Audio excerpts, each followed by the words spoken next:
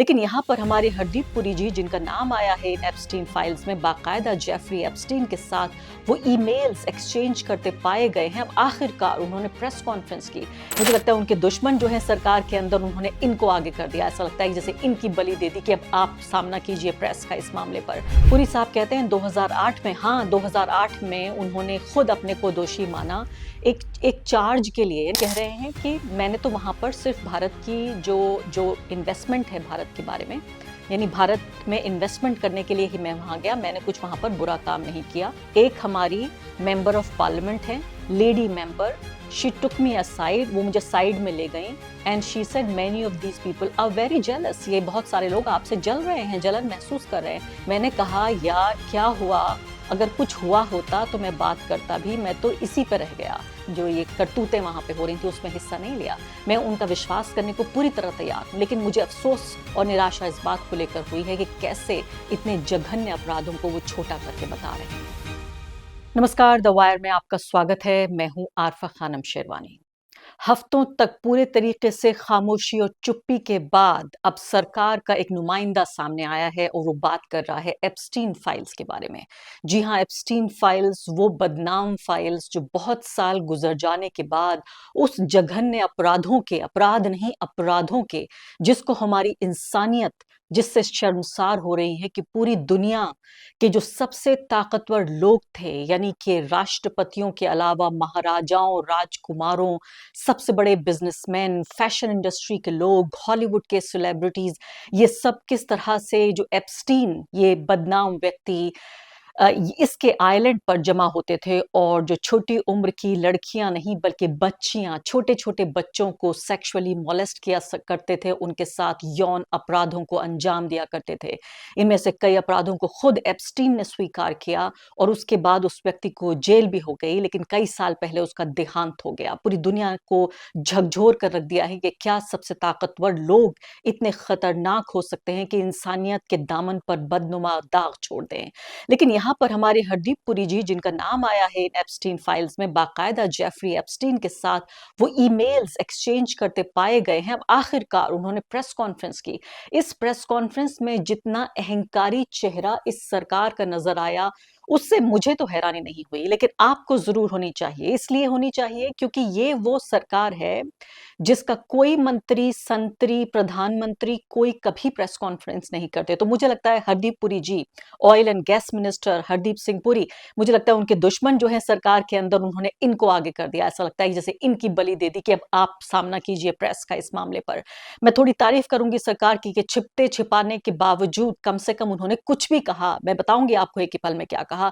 अहंकारी बातें ही कहीं, इस सबको, इस अपराध को छोटा करके दिखाने की कोशिश की, ये भी बताने की कोशिश की कि यौन अपराध हुए हैं, लेकिन मेरा इससे कोई लेना देना नहीं है। लेकिन कम से कम प्रेस को इन्होंने संबोधित तो किया। अब आप देखिए क्या कहते हैं हरदीप पुरी जी।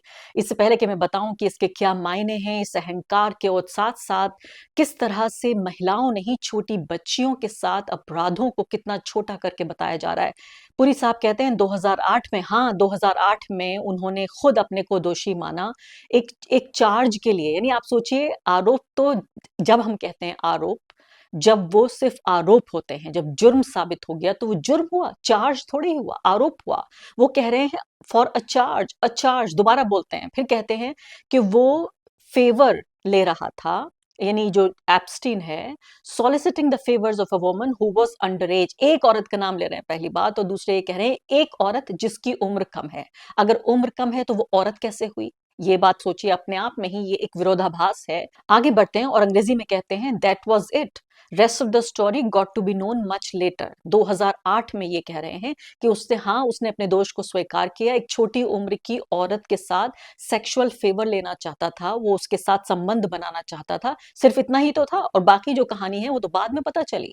यानी 2017 से लेकर कई सालों तक हरदीप पुरी जी का जो संबंध है ईमेल के जरिए, वो स्थापित होता है कि उनके एप्स्टीन के साथ संबंध थे। इसके अलावा आप जानते हैं, मैं आपको पहले बता चुकी हूं कि नरेंद्र मोदी जी के लिए भी जिस जिस तरह से एप्स्टीन फाइल्स में ही नाम निकला है कि वो इजराइल गए और वहां पर तथाकथित रूप से नाचे और गाए। अब नाचे और गाए का क्या मतलब है ये मुझे भी नहीं पता, आपको भी नहीं पता। जितना आपको पता है उतना मुझे भी पता है। नाचे और गाए का मतलब ये हो सकता है कि उनसे जो कहा जा रहा हो वो इन्होंने किया हो। और इजराइल में बाकायदा हमारे पास ये डॉक्यूमेंटेड एविडेंस है कि उस साल गए थे नरेंद्र मोदी जी इजराइल, और उसके बाद यूनाइटेड स्टेट्स भी गए थे, और तमाम वो बातचीत के जो दस्तावेज हैं वो ईमेल्स के जरिए जाहिर हो रहे हैं। हरदीप जी को सुन लेते हैं। This is minimal interaction, but if your answer is in 2008 he was, yeah, in 2008 he pled guilty, yes, for a charge that he was soliciting the favors of a woman who was underage. That was it. The rest of these stories got to be known much later,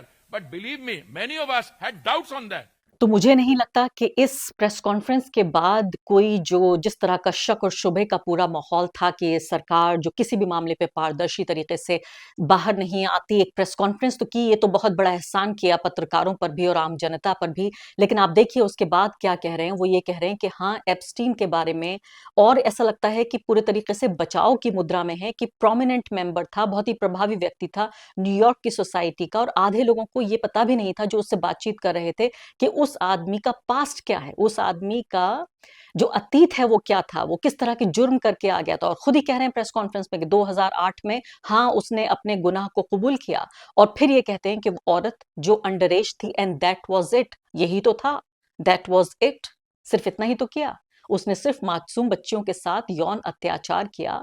और आप सोचिए charges तो इतने इतने गंभीर हैं, ऐसे ऐसे गंभीर आरोप हैं कि मुझे लगता है कि यहाँ पर इस कार्यक्रम में कहते हुए मुझे बेहद अफसोस और शर्म के साथ कहना पड़ रहा है कि न सिर्फ कि उन बच्चियों को, यानी यहाँ तक कहा गया जो वहाँ की सर्वाइवर्स निकल के आई हैं एप्स्टीन के उस आइलैंड की, जो अब बच्चियां नहीं अब महिलाएं हो चुकी हैं, उम्र दराज अधेड़ उम्र की महिलाएं हो चुकी हैं। उन्होंने यहाँ तक कहा कि जो वहां पर ह्यूमन जो मांस था, जो मीट था, उसको खाया तक जाता था। और यहाँ तक कहा गया कि वहां जो जहाज, जो शिप पर वो रहते थे, वहां पर एक जगह थी जहां पर वो बच्चियां अगर उनकी जान चली जाती थी तो उसी एक बड़े से खड्डे में उनको वहीं समंदर में धकेल दिया जाता था। मैं वही कह रही हूँ कि इस तरह की डिटेल्स हैं कि ना मेरे लिए कहना आसान है ना आपके लिए सुनना आसान है।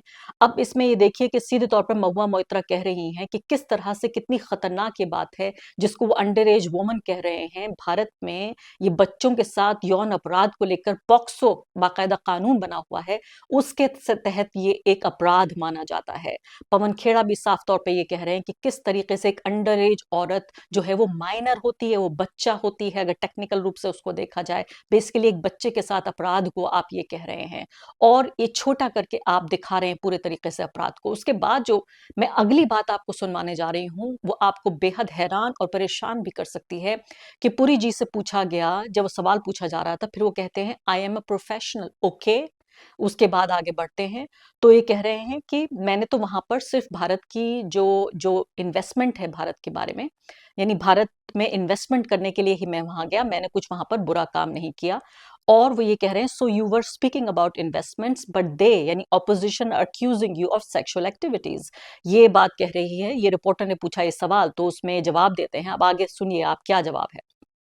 पुरी जी कहते हैं एक हमारी मेंबर ऑफ पार्लियामेंट है, lady member, she took me aside, वो मुझे साइड में ले गई, and she said many of these people are very jealous, ये बहुत सारे लोग आपसे जल रहे हैं, जलन महसूस कर रहे हैं। मैंने कहा यार क्या हुआ, अगर कुछ हुआ होता तो मैं बात करता भी, मैं तो इसी पे रह गया। And after that anyway on a serious note, फिर दूसरी बात पे आ जाते हैं। यानी मैंने अगर कोई इस तरह की कोई काम किया होता, कोई मुझे मजा आया होता, थोड़ा बहुत मैंने एंजॉय किया होता तो मैं इस पे बात करता। अब मैं क्या बोलूं, कुछ हुआ होता तो मैं बात करता। मैंने इससे ये अंदाजा निकाला है, आप फ्री हैं, आप आजाद हैं कि आप जो चाहें इस बात से अंदाजा लगा लीजिए। एक बार पुरी जी को सुन लेते हैं। एक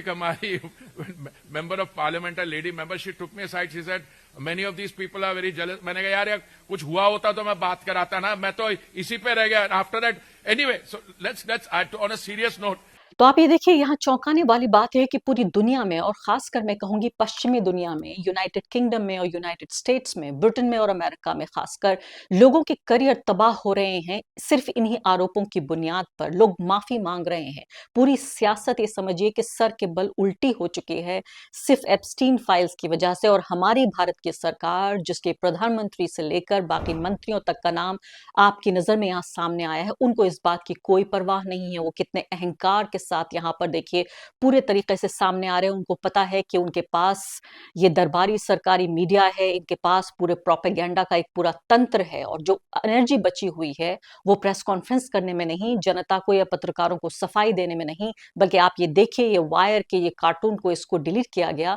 और इसको सिक्योरिटी के हिसाब से खतरा बताया गया है। इस कार्टून को ये बताया गया है कि ये जो अंतर्राष्ट्रीय रिश्ते हैं भारत के वो खराब करने की दिशा में है, इसलिए इसको हटाया गया है। अभी आप सोचिए, इस कार्टून को पहले भी आप देख चुके हैं, मैंने इस पर एक पूरा कार्यक्रम करके आपको बताया था। अब सीधे तौर पे आप ये देखिए कि किस तरह से पूरी की पूरी एनर्जी जा रही है। सिर्फ कोई सरकार का अगर विरोध हो तो उसको किस तरह से मसला जाए, उसको किस तरह से कुचला जाए, कैसे उसको खत्म किया जाए, और इतने गंभीर आरोप जो एप्स्टीन फाइल्स में लगे हुए हैं। मैं तो कहती हूँ पुरी जी को यही मान लेते हैं कि वाकई वो इन्वेस्टमेंट के लिए ही कह रहे थे, वो मेक इन इंडिया के लिए ही कह रहे थे कि इन्वेस्टमेंट के लिए वो गए थे। लेकिन जिस तरह से यहाँ पर, और वो उन्होंने और कोई अपराध नहीं किया, या और उन्होंने कोई घटिया, मैं कहूंगी जो जो ये करतूतें वहां पे हो रही थी उसमें हिस्सा नहीं लिया। मैं उनका विश्वास करने को पूरी तरह तैयार हूं, लेकिन मुझे अफसोस और निराशा इस बात को लेकर हुई है कि कैसे इतने जघन्य अपराधों को वो छोटा करके बता रहे हैं। द वायर के और वीडियोस देखने के लिए सब्सक्राइब करें